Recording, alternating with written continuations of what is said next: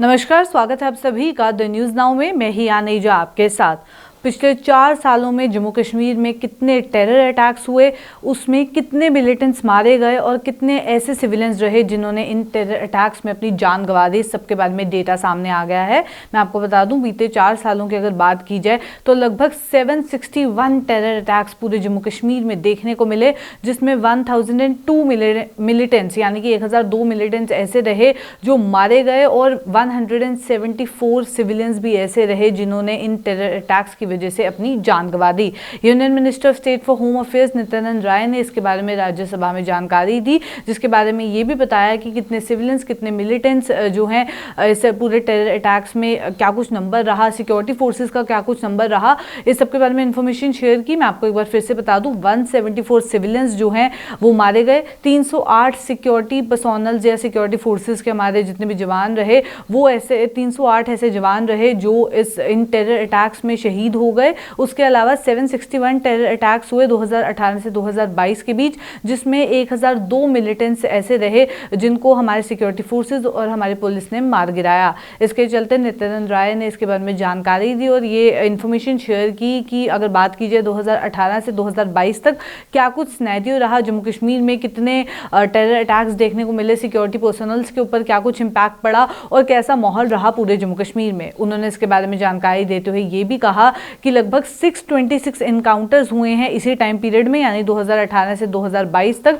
इन 4-5 सालों में लगभग 626 एनकाउंटर्स हुए हैं और इन एनकाउंटर्स की वजह से भी काफ़ी सिविलियंस के ऊपर इम्पैक्ट पड़ा है। मैं आपको बता दूं, लगभग 35 सिविलियंस ऐसे रहे जिन्होंने अपनी जान गंवा दी इन एनकाउंटर्स की वजह से।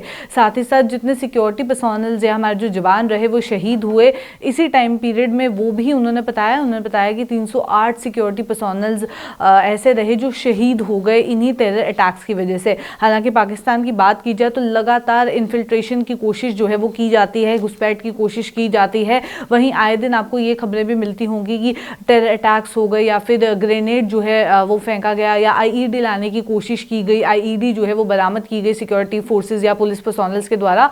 तो ऐसी इंफॉर्मेशन जो है वो आए दिन सामने आती रहती है। वहीं जम्मू कश्मीर की अगर बात की जाए तो बॉर्डर एरियाज पे स्पेसिफिकली ये ऐसी एक्टिविटीज़ बहुत ज़्यादा देखने को मिलती हैं। इसके बारे में इंफॉर्मेशन देते हुए मिनिस्टर ऑफ होम अफेयर्स के बारे में ये भी कहा कि उन्होंने एडमिनिस्टर की है एक सेंट्रल स्कीम, ताकि जितने भी सिविलियंस हैं या जो टेरर अटैक्स की वजह से जितने विक्टिम्स रहते हैं, उनकी फैमिलीज़ हैं, इन सब के लिए उनका भला हो। स्पेशली उन लोगों के लिए जो लोग अपनी जान गंवा देते हैं, जो शहीद हो जाते हैं, उन सबको एक अमाउंट जो है फाइनेंशियल असिस्टेंस के तौर पर दी जाती है। उसके लिए सेंट्रल स्कीम के लिए भी कहा कि 2008 से ये स्कीम जो है ऑपरेशनल है। हालांकि कंपनसेशन को 24 अगस्त 2016 में बढ़ा दिया था। पहले 3 लाख रुपए मिलती थी, पर अब 5 लाख रुपए मिलती है। तो स्टेट गवर्नमेंट इसकी पेमेंट करती है और फर्दर उसको उस टाइम पेमेंट कर देती है और फर्दर सेंटर से उन्हें उनका क्लेम आ जाता है। पर वहीं बात करें अगर सिक्योरिटी सिनेरियो को लेकर जम्मू कश्मीर में तो क्या कुछ है, उस सब के बारे में इंफॉर्मेशन जो है वो हाल ही में राज्यसभा में शेयर की गई, जिसमें यह बताया गया कि जम्मू कश्मीर में कितने टेरर अटैक्स हुए।